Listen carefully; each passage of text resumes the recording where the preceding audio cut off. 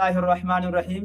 حضرات آپ نے ایک مثال سنی ہوگی، پاگلوں کے سینگ نہیں ہوتے، مطلب یہ ہے کہ ان کی کوئی نشانی، کوئی علامت نہیں ہوتی، وہ اپنی بات سے، اپنے کام سے اور اپنے حرکتوں سے پہچانے جاتے ہیں، یہ پاگل ہے۔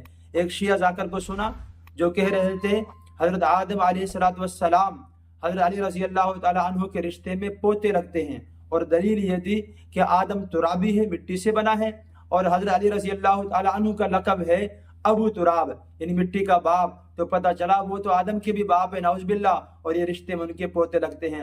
آپ جانتے ہیں ابو کے عربی میں کئی معنی ہیں، ایک معنی تو باپ کے لیے ہے اور ایک معنی ہے والے کے لیے بھی آتا ہے۔ مثال کے طور پہ ابو الخیر، یہ کنیت ہے، خیر والا، نیکی والا۔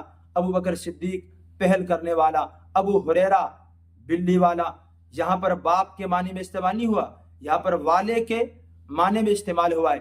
اسی طرح ابو تراب کا معنی مٹی والا۔ آپ کو پتہ ہے خاص واقعہ ہے، آپ رضی اللہ تعالیٰ عنہ ناراض ہو کر مسجد میں چلے گئے، لیٹے ہوئے تھے، آپ صلی اللہ علیہ وسلم تشریف لائے اور کھڑا کیا، کمر مبارک پہ مٹی اور صاف بھی فرمایا، تو پھر ابو تراب آپ سے کہا گیا، لیکن اس کا مطلب باپ والا تو ہے ہی نہیں۔ اور پھر آپ یہ بھی جانتے، عقل بھی اس چیز کو گوارا نہیں کرتی، دلیل سے علاوہ بھی، کہ آپ کو پتہ ہے دنیا کے پہلے انسان آدم علیہ السلام اور پہلے نبی ہیں، تو وہ کب سب سے پہلے انسان، اس کے بعد سارے اس کی اولاد ہیں۔ آدم علیہ السلام کے کئی ہزار سال بعد حضرت علی رضی اللہ تعالیٰ عنہ آ رہے ہیں، ہم تو سب سے آخری امت ہیں، تو یہ عقل بھی اس بات کو تسلیم نہیں کرتی۔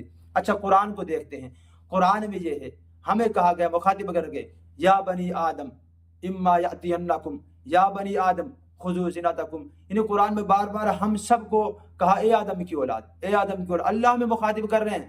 تو بتائیں اس سے کیا ثابت ہوتا ہے؟ آدم علیہ السلام ہم سب کے باپ کی حیثیت سے نبی بھی ہے، ہم سب کے باپ بھی ہیں۔ اچھا جی، حدیث قدسی میں کیا فرمایا؟